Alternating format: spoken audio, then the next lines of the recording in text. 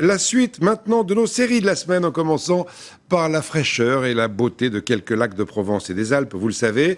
Aujourd'hui, après le Mercantour, le lac de Saint-Cassien dans le Var. C'est un vrai paradis pour les pêcheurs ou les baigneurs. Vincent Capu et Didier Laborde nous y emmènent. Aux premières heures du jour, le lac leur appartient. Pierre et Jacques y pêchent la carpe, la perche et le brochet depuis de nombreuses années. Vous avez des poissons qui sont de belle taille, vous avez des poissons qui font 1 mètre. C'est combatif, c'est très agréable. Les deux copains apprécient particulièrement ces moments passés sur l'eau quand tout est encore calme. Et tant pis si le poisson ne mord pas, le plaisir est ailleurs. Le contact avec la nature, le contact avec la faune, la flore, les oiseaux qui viennent voir ce que l'on pêche, ce sont des minutes de grande détente. Et même avec mon ami Jacques, on peut rester une demi-heure sans se parler. On observe, on est content, on est heureux. Le lac de Saint-Cassien s'étend sur 6,5 km de long et 3,5 de large. Il couvre une surface de 420 hectares. Un plan d'eau de rêve pour les rameurs, car les bateaux à moteur sont interdits. Le club d'aviron est installé ici depuis 1970. Elske, 78 ans, en est la doyenne. Je rame tous les jours, je fais mon tour du lac. Ça fait 15 km. C'est pas fatigant, ça glisse sur l'eau.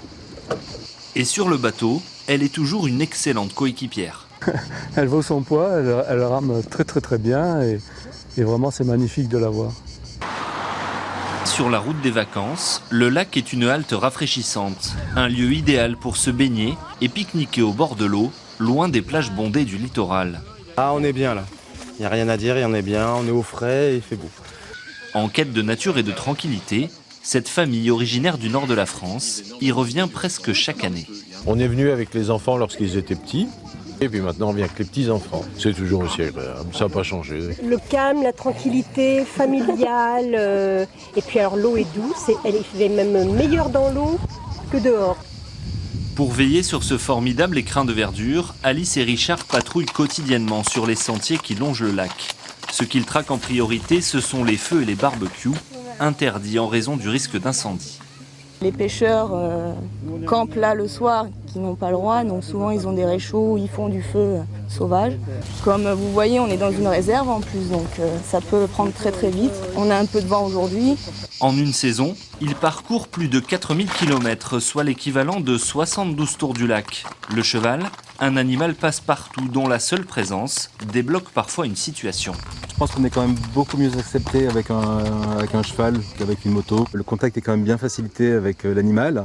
Je pense que ça sera un petit peu le fusible entre l'autorité et les gens.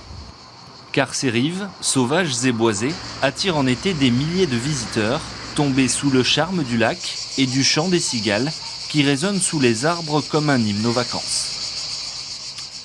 La fraîcheur de quelques lacs toute la semaine, on continuera demain.